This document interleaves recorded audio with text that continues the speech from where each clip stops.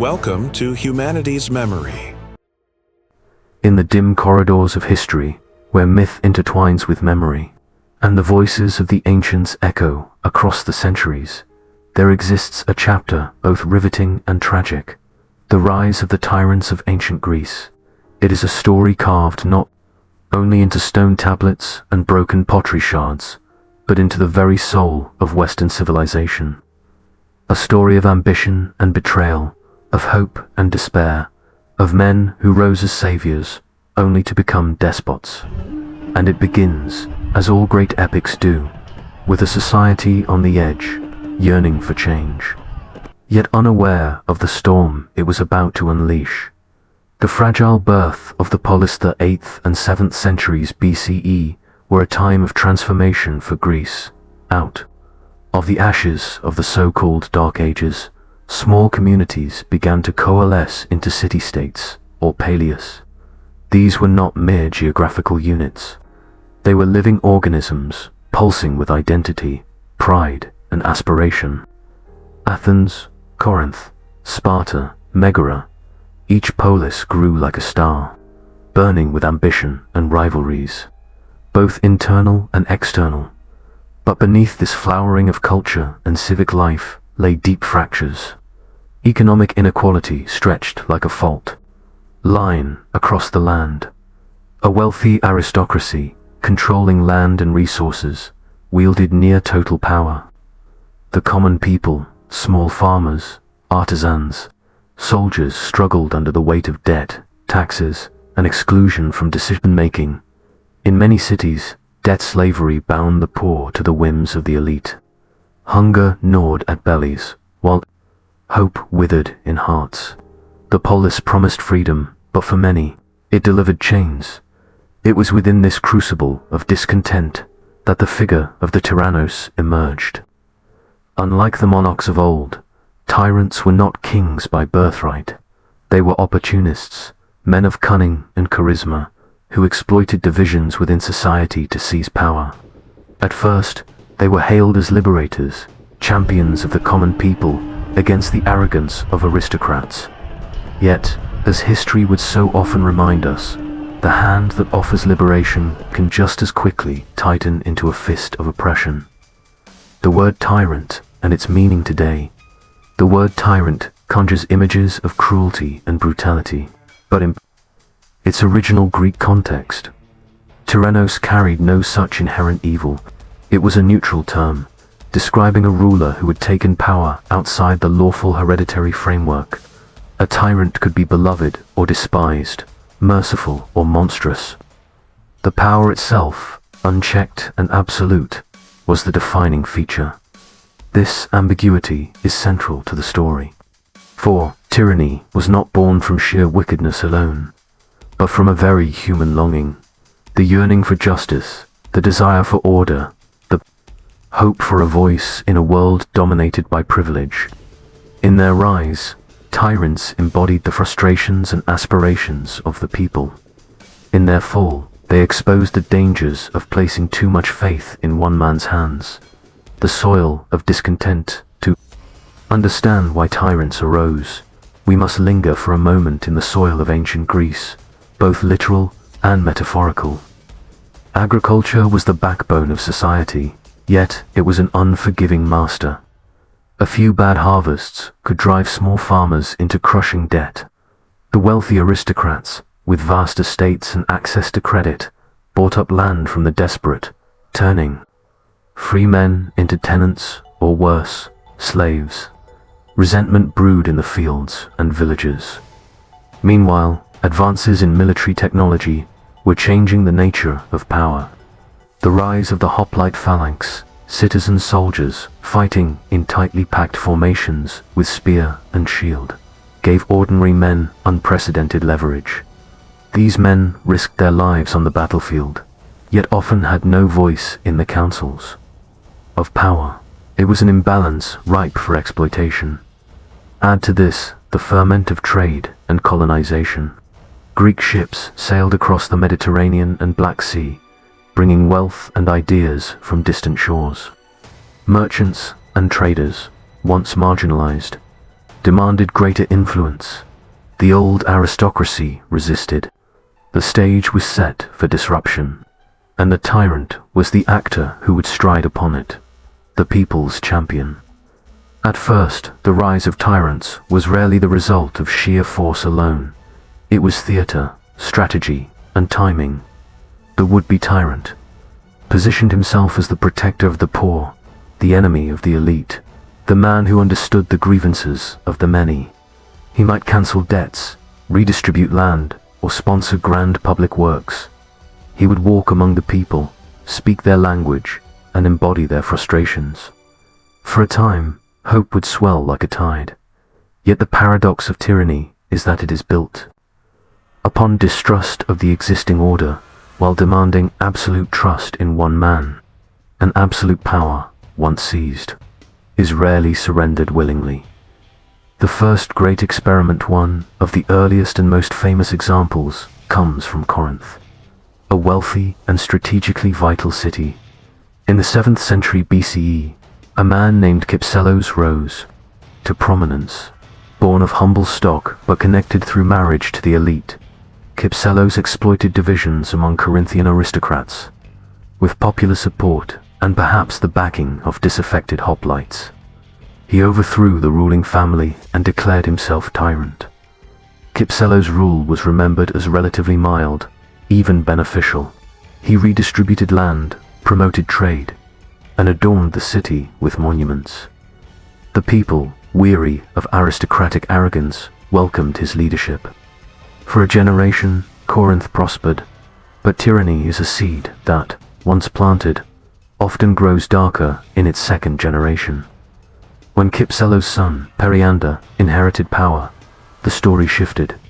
Though praised at times for his administrative skill and patronage of culture, Periander became infamous for cruelty, paranoia, and repression. Tales circulated of executions, banishments, and brutal control. Corinth's golden age under Kypselos had curdled into an age of fear. Here lies the tragic pattern. Tyranny begins in hope and ends in sorrow. The liberator becomes the oppressor. The savior becomes the monster. And the people who once raised him to power learn too late that their chains have only changed hands. The dual legacy of tyranny. By the 6th century BCE, tyranny had spread like wildfire across the Greek world. In Athens, in Megara, in Samos, in Naxos, tyrants rose and fell. Each story was unique, yet all shared common threads.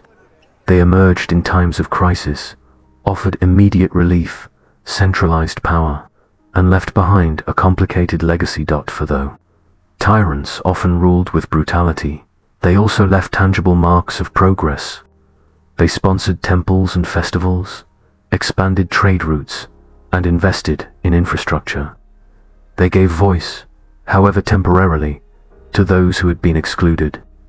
The grandeur of Greek art, architecture, and civic identity owes something paradoxically. To these men we now revile, yet the shadow they cast was long. The Greeks learned, through bitter experience, the peril of unchecked power.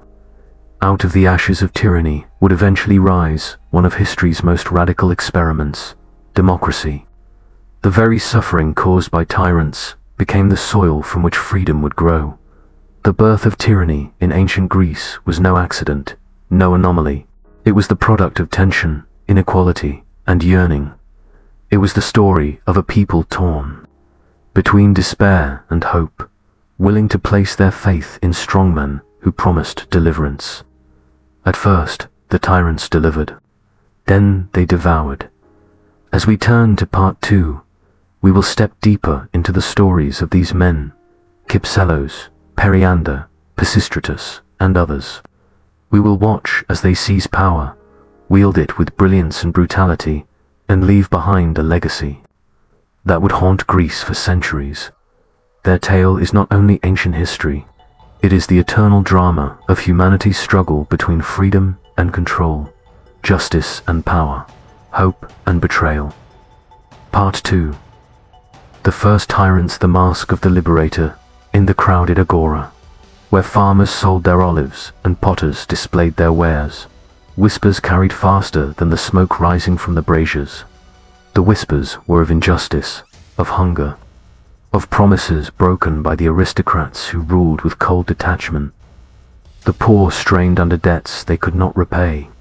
The hoplite soldier, armored and scarred from war, returned home to find his fields seized by the wealthy. The merchants, whose ships carried Corinthian ceramics and Athenian olive oil across the seas, demanded influence to match their wealth and were denied. It was in these tense streets and restless fields that the tyrant emerged, not as a shadow, but as a beacon. He did not arrive as a conqueror from abroad, but as a son of the soil, speaking the language of the people, echoing their grievances, reflecting their rage. He was, at first, the mirror of the people's hopes. But as the old proverb goes, the mask we put on for others, we soon cannot remove for ourselves. Kypselos of Corinth, the smiling tyrant.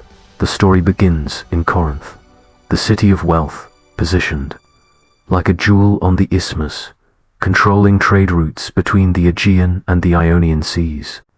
Corinth was prosperous, but prosperity was not equally shared. A ruling family, the Bacchiadae, monopolized power, enforcing their will through lineage and tradition. The people, excluded and oppressed, grew restless. Into this world stepped Kypselos, a man of mixed heritage, not fully embraced by the elite, but close enough to navigate their halls. His very name carried legend.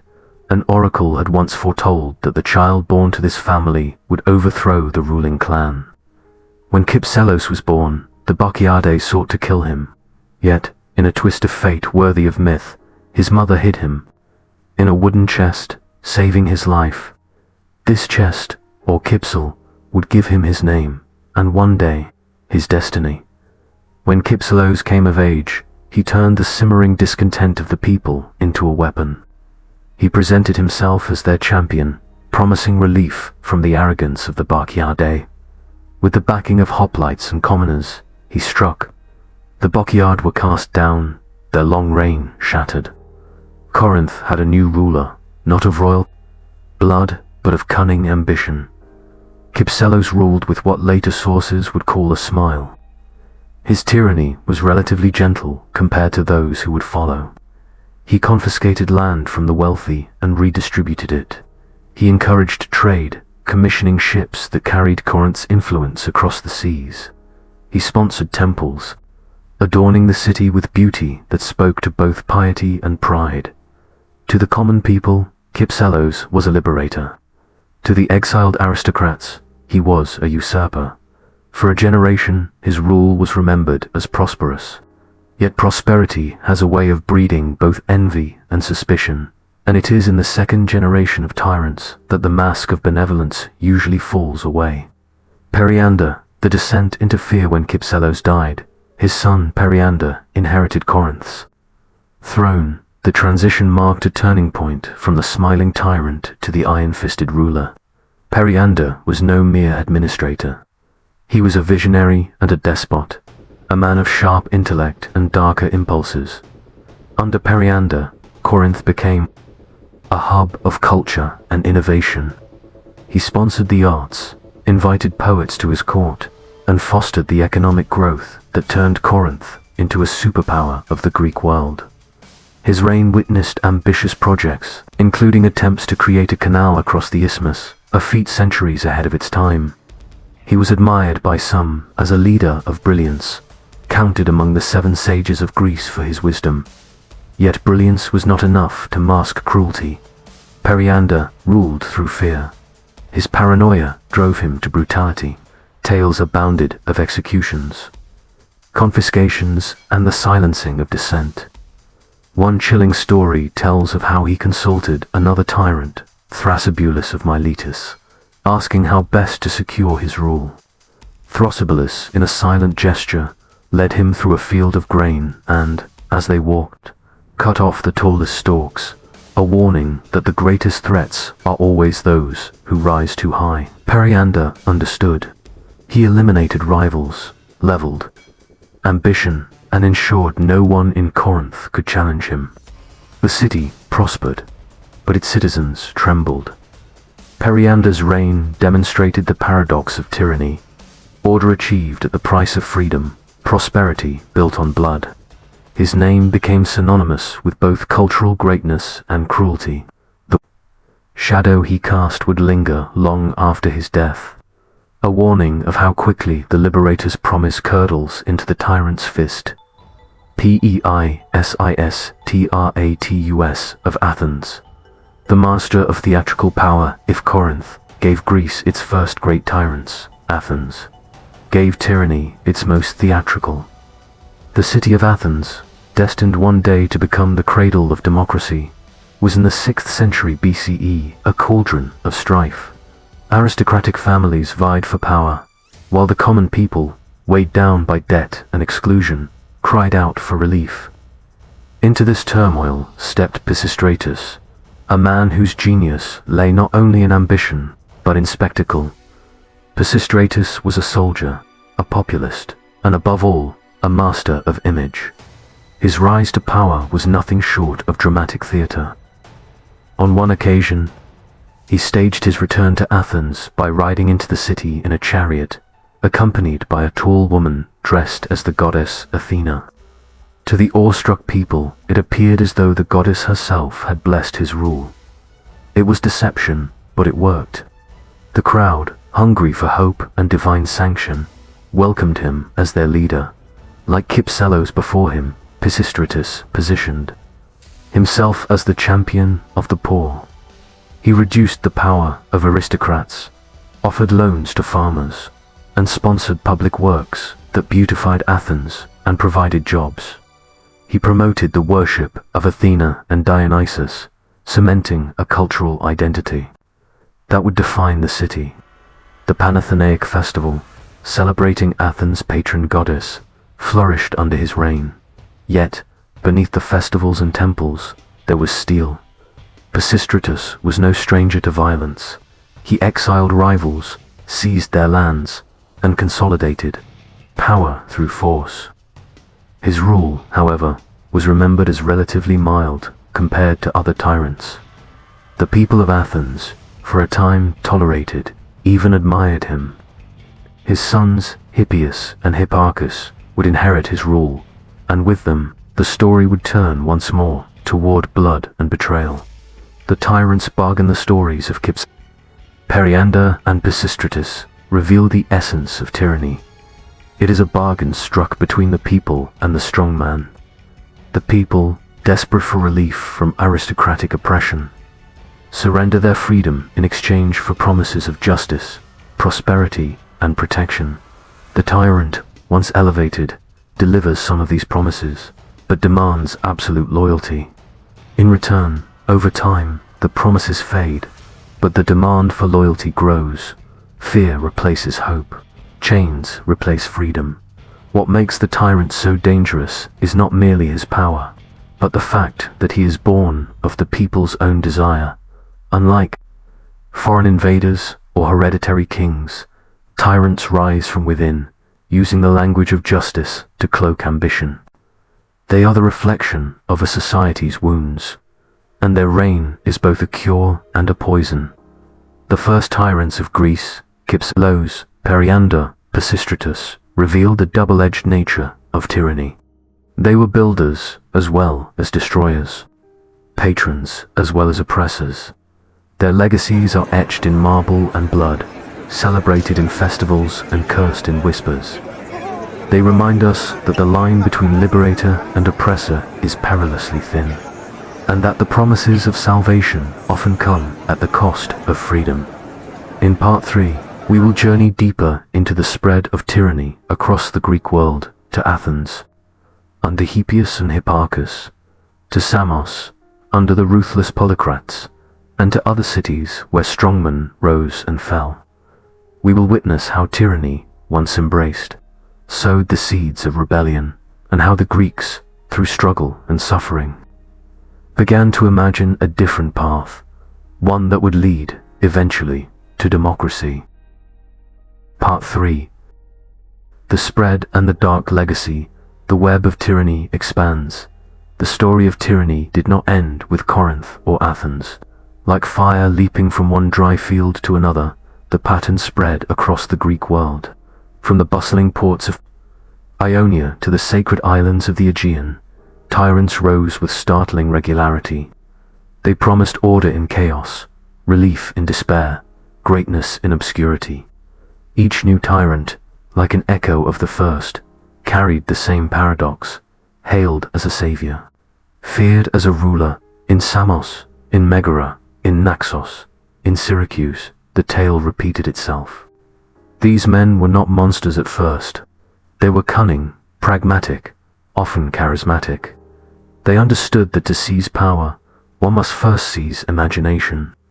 And so they gave gifts, cancelled debts, funded temples, and staged spectacles. But once the crown of tyranny was placed upon their heads, it seemed to fuse with their very flesh. The man and the tyrant became one, and the transformation was rarely for the better. Polycrates of Samos, the pirate tyrant on the island of Samos, in the 6th century BCE, rose one of the most infamous tyrants of all, Polycrates. His rule was a study in brilliance and terror, prosperity and paranoia. At first, Polycrates captured the imagination of his people with bold ambition. He seized power in a coup, dividing rule with his brothers before eliminating them and ruling alone. He built a fleet that dominated the Aegean, turning Samos into a naval powerhouse. Polycrates was both a patron of the arts and an unapologetic pirate. His ships raided across the seas, plundering wealth and asserting dominance. Yet he poured his gains into magnificent works, the construction of a great aqueduct, an engineering marvel that tunneled through a mountain. The Heraion, a grand temple dedicated to Hera, which stood as a testament to Samian devotion and ambition. Under his reign, Samos flourished materially and culturally, but Polycrates' fortune, dazzling as it seemed, cast a shadow. Ancient writers tell of how even the pharaoh of Egypt, Amasis, warned him that such unbroken success could only end in disaster. To appease fate, Polycrates supposedly cast his most prized ring into the sea, offering it as a sacrifice to fortune.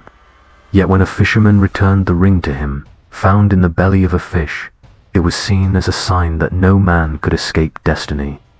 Soon after, Polycrates' life ended, not in glory, but in betrayal and gruesome death, crucified by the Persians. His reign stood as a warning. Prosperity without justice breeds destruction, and fortune that rises to high invites the hammer of fate. Hippias and Hippicus, Athens in chains back in Athens. The sons of Peisistratus inherited their father's mantle. At first, Hippicus and Hippias sought to preserve his delicate balance of patronage and control. They sponsored poets, strengthened festivals, and maintained order. But the mask of benevolence cracked with tragedy. In 514 BCE, Hipparchus was assassinated by Harmodius and Aristogaton, men who would later be celebrated as the tyrannicides, heroes of freedom. Though their motives were personal as much as political, the act sent shockwaves through Athens. Hippias, shaken and enraged, transformed. Where once he had governed with measured restraint, he now ruled with cruelty. Executions multiplied, suspicion deepened, and the city groaned under his repression. The irony of Athens under Hippias is striking. Here was the city that would one day become the beacon of democracy, yet it too suffered under the heavy hand of tyranny. Hippias' fall came not through the people's uprising alone, but with the aid of external intervention. The Spartans, called upon by exiled aristocrats, marched into Athens and drove him out. Hippias fled to Persia, where he schemed to return with foreign armies at his back. Athens, at last free from tyranny, would never forget the lesson. Freedom must be defended not only from invaders, but from the temptation of surrendering it to Strongmen, the dark mirror of tyranny By the late 6th century BCE, tyranny had spread across the Greek world, leaving behind a patchwork of legacies. Some cities prospered, adorned with temples and festivals. Others suffered, scarred by executions and exiles. The Greeks began to see tyranny as a cycle, born in hope, descending into fear, ending in blood. The word tyrannus, once neutral, became a curse. And yet, from this dark mirror, new ideas began to take shape. If tyranny revealed the dangers of concentrating power in one man, what if power could be shared? If aristocracy oppressed the many, and tyranny betrayed them, what if the people themselves could govern? The failures of tyrants planted the seeds of a radical alternative, democracy. Part 4. The fall and the legacy tyranny did not vanish overnight. Some tyrants were overthrown by popular uprisings, others by foreign intervention, others by the simple hand of fate. But by the 5th century BCE, the age of the tyrant as a political norm had faded. In its place, new systems emerged. In Sparta, a rigid oligarchy endured. In Athens, something unprecedented took root, a democracy in which citizens, not kings or tyrants, made the laws. The fall of tyranny was not merely political, it was psychological. The Greeks had tasted both the promises and perils of strongmen. They had seen cities flourish with temples and trade, only to crumble into paranoia and cruelty. They had seen saviors become monsters. They had learned, painfully, that freedom cannot be entrusted to a single hand, however noble it may seem. The democratic experiment in Athens, the memory of Hippias' tyranny lingered like a scar. When Cleisthenes reformed the city's constitution, in 508 BCE, he sought to prevent the rise of another tyrant. Power was distributed among the people through assemblies, councils, and courts. Citizenship was redefined, tribes reorganized, and the principle of equality before the law, isonomia, proclaimed. It was a fragile, imperfect system, but it was revolutionary. The democracy of Athens would inspire the world for millennia. Ironically, it was tyranny that had paved the way. By exposing the dangers of concentrated power, by pushing societies to the brink, the tyrants had forced the Greeks to imagine something different. Their cruelty became the backdrop against which freedom shone brighter. The legacy of tyranny, what then, is the legacy of the Greek tyrants? It is a paradox. Were builders of temples and roads, patrons of poets and sculptors. Without them, much of the splendor of Greek culture might not have flourished so early. Yet they were also destroyers of trust, of freedom, of lives. Their reigns were marked by paranoia, betrayal, and blood. More than anything, their legacy is a warning. The story of the tyrants is not confined to the marble ruins of Greece. It is a story repeated throughout history, in empires and republics, in kingdoms and democracies. It is the eternal temptation of humanity to surrender freedom for the promise of security, to trade voice for stability, to believe that one man can embody the will of all. The Greeks learned, through the bitter lessons of tyranny, that such bargains rarely end well. Their suffering gave birth to democracy, not perfect, not eternal, but a system that placed faith not in one ruler, but in the collective. It was their answer to the tyrant's fist. The eternal struggles we look back across the centuries, from the bustling agora of Athens to the ruined temples of Corinth, from the aqueduct of Samos to the festivals of Dionysus, the faces of the tyrants stare back at us. Kypselos smiling as he redistributes land, Periander grim as he cuts down rivals, Peisistratus theatrical as he rides with a false Athena, Polycrates triumphant on his ships, doomed by fortune, Hippias paranoid in Athens, seeking Persian armies to return. Each a chapter in a story as old as humanity. And what is that story? It is the story of power, its seduction, its corruption, its consequences. It is the story of people yearning for justice and of leaders who promise to deliver it only to betray. It is the story of tyranny and the fragile hope that out of its ashes, freedom may rise. The birth and legacy of the ancient Greek tyrants is not merely history, it is prophecy. For in every age, in every land, the same choice confronts us.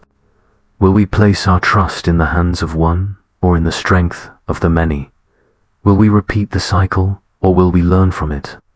The ruins of Greece whisper their answer, if only we dare to listen.